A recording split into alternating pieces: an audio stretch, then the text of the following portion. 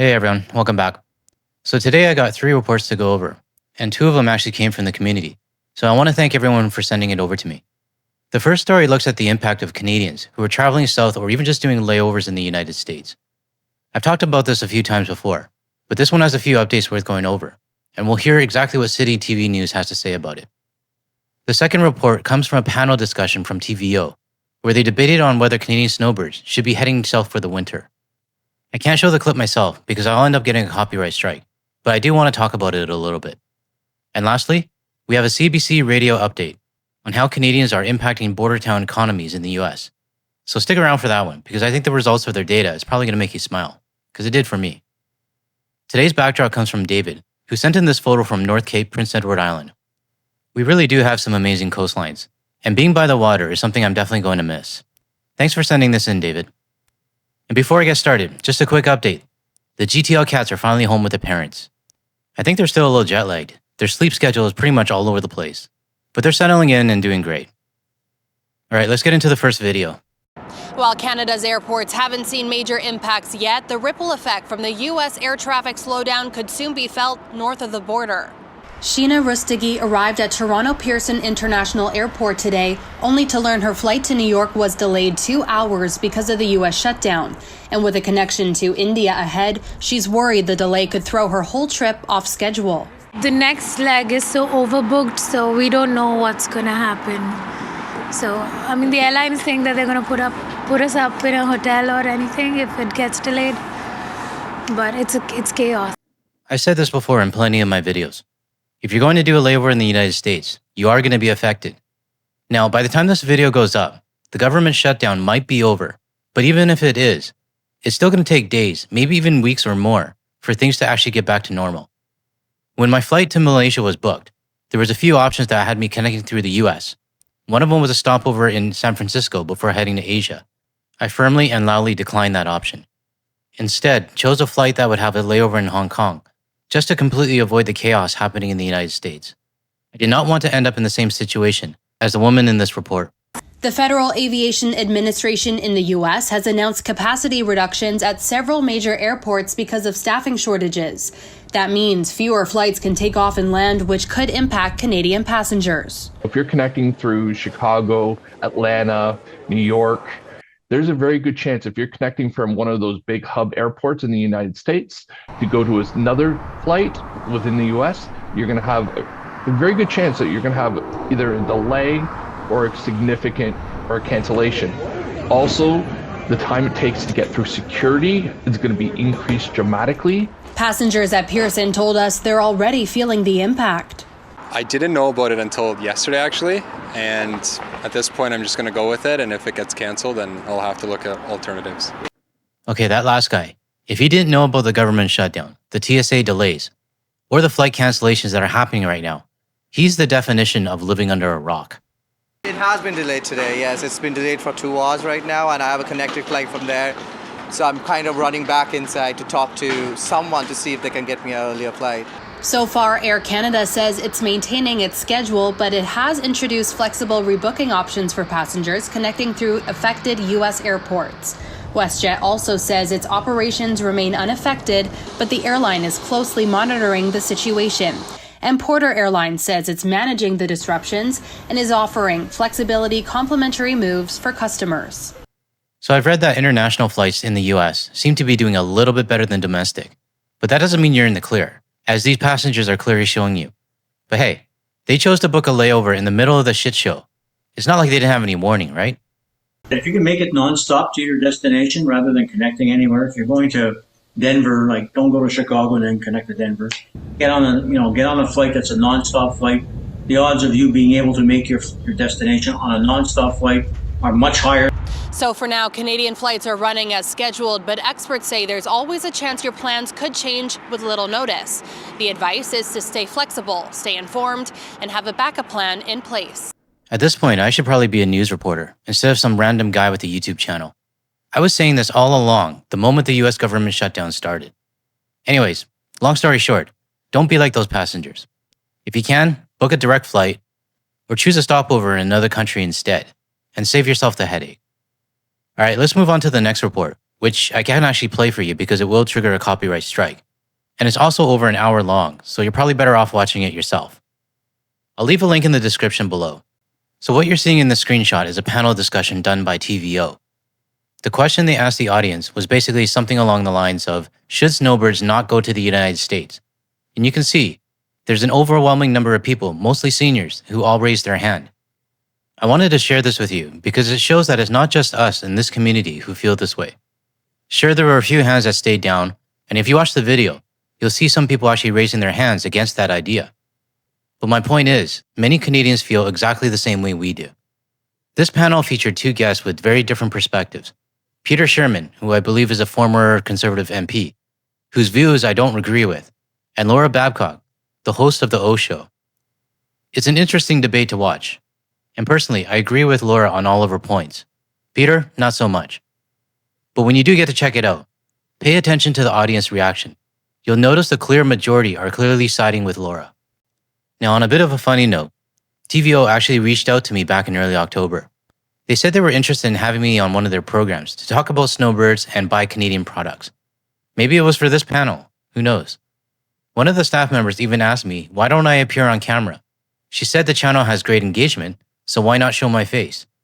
I politely declined, and I gave her the same reasoning many of you already know, why I choose to stay anonymous. I don't need to be the face of resistance, like Charlie Angus, or someone leading the charge for change. I'm just a voice that people can relate to, and that's perfectly fine with me.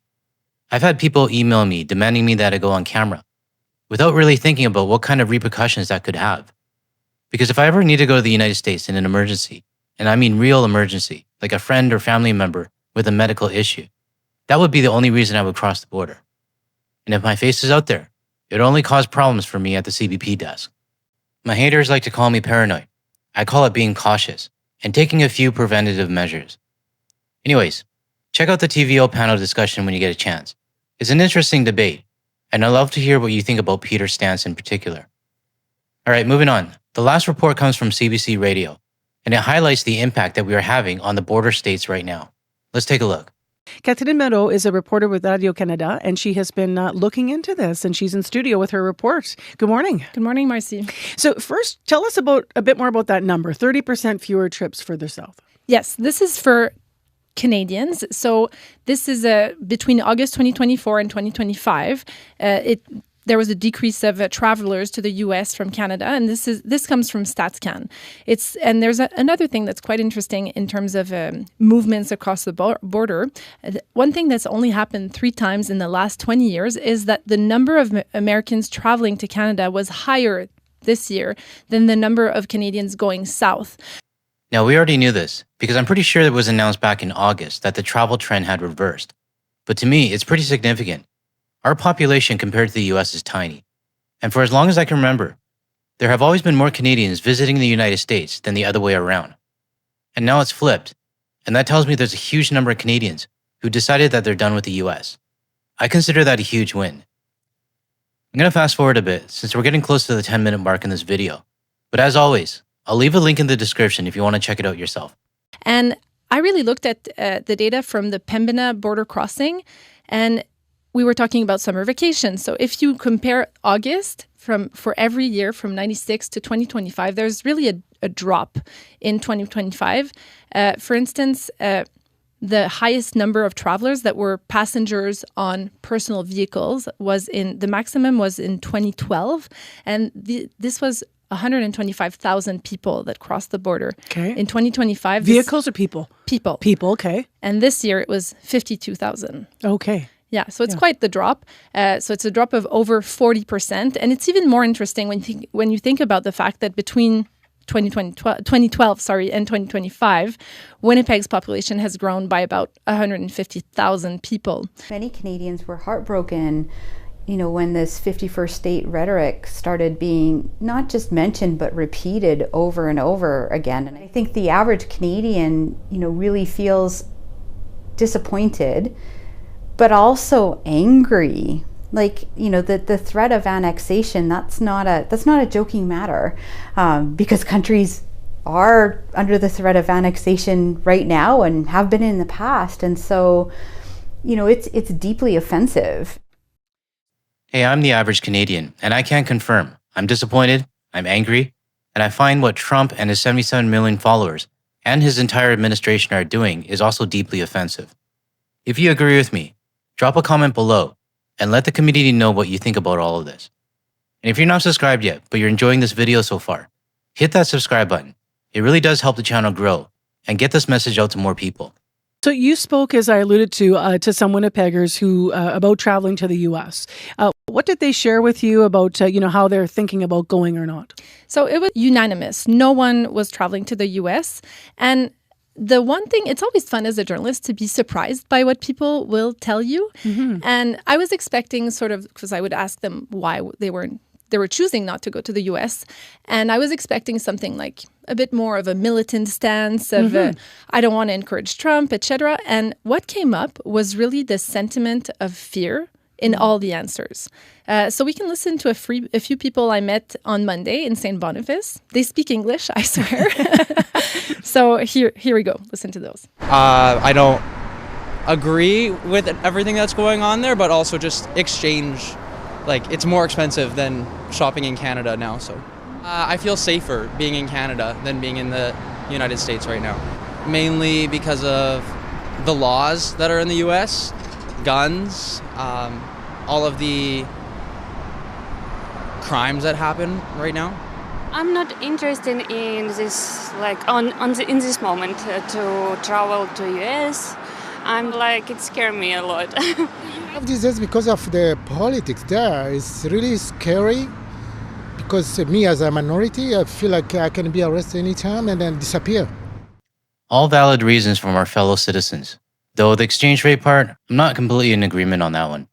Yeah, it's expensive to buy things in the US, but that didn't stop us last year, and the exchange rate was pretty much the same as it was back then. What those fellow Canadians said right now, though, I'm sure most of you watching right now can relate. And you don't even have to be Canadian to understand it. To my international viewers, do you feel the same way? Let us know in the comments below, and also let us know where you're from. For me personally, I'm staying away because of the disrespect coming from Trump and his 77 million followers, the annexation threats, the safety issues with ICE and CBP, and the random crime and shootings and mass shootings that keep happening. They're all equally concerning. But most of all, I just don't want to spend my money in a country where the leaders treat us like shit. Now, you did go, though. You went down to Grand Forks to see what people there think about this. And what did you see and hear there? So my cameraman and I were looking around the day of. We were there for about 24 hours. And there were very few Canadian plates. Actually, we only saw one, plus our own. And we did talk to a business owner and someone at the Chamber of Commerce. And there was a report that was made recently about the fact that fewer Canadians are traveling to the U.S. So I could find one figure on the Department of Commerce from North Dakota. So just for February and March, the losses due to the decrease of Canadian visitors coming to North Dakota was equal to more than 8 million. So this is just for 2 months. $8 million lost in February and March. And that's during the time of the year when weather's not exactly great, and most tourists wouldn't even be thinking about going to North Dakota. So think about it. Until April to now, how much do you think one state has lost altogether? I'm actually curious to see how much Washington State and their border towns have lost. I know a few of you watching right now are from Bellingham and Whatcom County. And yeah, I even have a few haters from there as well. But I am genuinely curious how much you've lost since February. How is the Seattle Premium Outlet doing? Are there any Canadian plates that you're seeing? Same goes for the East Coast with Maine and New York. It's all adding up, everyone. So it is hitting the bottom line of many businesses, and that's in Minnesota and North Dakota, because some of you might not know, but Grand Forks is just separated by a river with Minnesota. So I did meet a restaurant owner in East Grand Forks, which is in Minnesota. And he had to say that he had seen a decline over the last actually couple of years, and he found it really unfortunate. We can hear now about his reaction when he sees Canadians. I get really excited when we have a Canadian because I feel like we haven't seen them a lot. So I try to make a point to tell them that we want them to keep coming back and bring their friends, because that's a huge part of our business is Canadians traveling down. So yeah, we miss it. So that's Casey Moran, the owner of the Blue Moose Bar and Grill in East Grand Forks, Minnesota, as Catherine said. I think a lot of us are trying to answer this question, but is it a blip, or is this trend of Canadians going south less often going to continue? Well, I did have to ask that to Professor Wilkinson. She doesn't think it's a permanent situation, but obviously it's very hard these days to predict the future, what's going to come up even next week. So here are her thoughts on this. Because there are legitimate reasons to go to the United States, right? They're our number one trading partner. So of course, business is going to want to go down there, and all of us have friends and family there, and that can only stop, or we can only stop traveling for so long, because the heart wants us to go. Yeah, no. My head and heart both say the same thing. I don't want to go. And that's coming from someone who actually has friends and family in the US. I think this professor is really underestimating just how angry many Canadians are right now. Not all of us, but a good majority. A majority who used to spend a lot of money in the United States, supporting their economy. So Professor, you don't speak for me, and I'm sorry, but I completely disagree with you. Let me know in the comments if you agree or disagree with what this professor says. So I don't think this is a long-term thing unless our relationship gets worse. It's interesting when she said your heart wants to go, and whether it's family or friends. And then you also hear people that will say, well, I had a trip planned, or the kids have a hockey tournament. I mean, there's many reasons that people go. So every family will have to make the decision for themselves, and we'll see. Thanks for your report this morning. So like the host said, some people are still going to the US for their own reasons, and that's totally up to them. But for many of us, I say we stand our ground. We're definitely not alone on this. Watch the TVO video for yourself, and you'll see how many people are siding with the boycott. Even the international community is showing support for Canada. So what's my takeaway from today's reports? Number 1, skip the layovers. Don't be like those Canadians who are now praying that their flights leave on time. It's just not worth the headache. Number 2, go check out that TVO panel. You'll see that there's a lot more support out there than you might realize. And while you're at it, let me know what you think of Peter's stance on the debate.